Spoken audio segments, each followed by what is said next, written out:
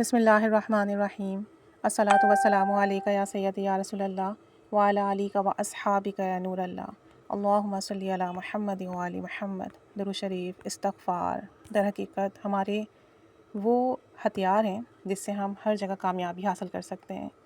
ایک بہن کہتی ہیں کہ سچی بات تو یہ ہے کہ ہم جو مسلمان ہیں نا، ہم بہت پیچھے رہ گئے ہیں۔ اللہ اور اس کے رسول صلی اللہ علیہ وآلہ وسلم کی طرف توجہ ہی نہیں ہے، نہ نماز وقت پر پڑھتے ہیں، نہ شریعت کی پابندی کرتے ہیں۔ بس ہمیں وظائف چاہیے کہ وظیفہ ملے اور ہم عمل کریں اور ہمارا کام بن جائے۔ اور وظائف کے اندر بھی ہماری نیت خالص نہیں ہوتی، لالچ چھپی ہوتی ہے، دنیا حاصل کرنے کی نیت، جلد بازی کی نیت ہوتی ہے، بس آج کریں اور آج ہی ہمیں رزلٹ مل جائے۔ کہتے ہیں کہ درود ابراہیمی کو نبی کریم صلی اللہ علیہ وآلہ وسلم کی محبت کے لیے پڑھیں، اللہ کی معرفت کے لیے پڑھیں، دنیاوی لالچ کو چھوڑ دیں، دنیاوی مقاصد کو چھوڑ دیں اور دنیا کی تگ و دو چھوڑ دیں۔ بس آپ صلی اللہ علیہ وآلہ وسلم کی محبت میں پڑھنا شروع کر دیں، دنیا خود آپ کے قدموں میں چل کر آئے گی۔ کہتی ہیں جب ہم اللہ اور اس کے رسول صلی اللہ علیہ وآلہ وسلم کی محبت کو لے کر چلتے ہیں، پھر دنیا خود ہمارے قدموں میں آتی ہے۔ کہتی ہیں میرے اندر یہ احساس پیدا ہوا، میں نے اللہ سے دوری اختیار کر کے گھاٹے کا سودا کیا، دنیاوی مسائل نے گھیر لیا، پریشانیاں آ گئیں، قرض سر پر چڑھ گیا، شوہر کی آمدنی ختم ہو گئی۔ کہتی ہیں کہ ہر طرف سے ہر دروازہ بند ہو گیا۔ بس پھر میں نے مصمم ارادہ کیا کہ مجھے درود ابراہیمی پڑھنا ہے، مسلسل پڑھنا ہے اور گناہوں سے بچنا ہے، اور جو گناہ ہو جائیں اس پر استغفار کرنا ہے، کثرت سے کرنا ہے۔ میں نے اللہ کی طرف رجوع کیا اور آپ صلی اللہ علیہ وآلہ وسلم کے بتائے ہوئے طریقوں پر زندگی گزارنے کا ارادہ کیا۔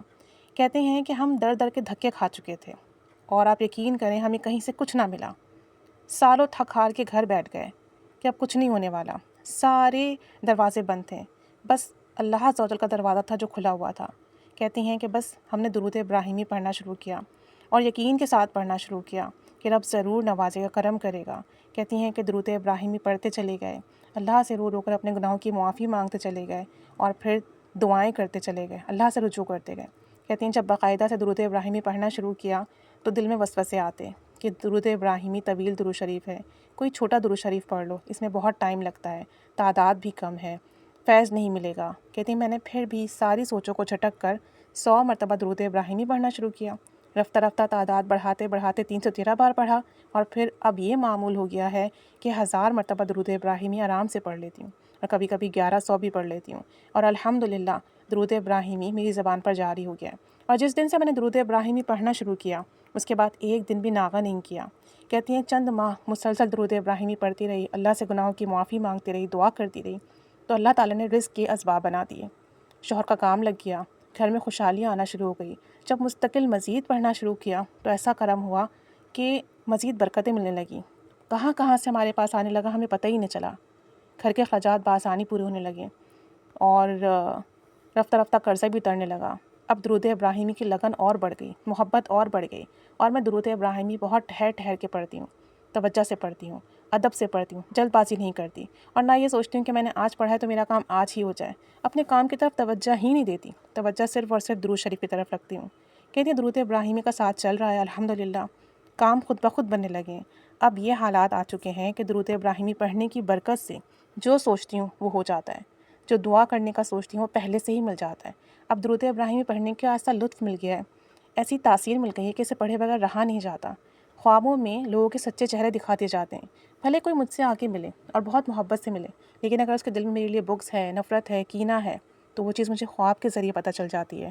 کہتی ہیں کہ درود ابراہیمی پڑھنے کی برکت سے دل میں ایک اطمینان اتر آیا ہے، گناہ کرنے کا دل نہیں چاہتا، برائی کی طرف دل راغب نہیں ہوتا۔ درود ابراہیمی پڑھتی ہوں تو ایک سکون محسوس ہوتا ہے، خوشی محسوس ہوتی ہے۔ یہ درود پاک میں نے اللہ اور اس کے رسول کی محبت کے لیے پڑھنا شروع کیا، اور جیسے جیسے پڑھتی گئی دنیاوی سارے کام بنتے چلے گئے، سارے مسئلے حل ہوتے گئے، ساری پریشانیاں ختم ہوتی گئیں۔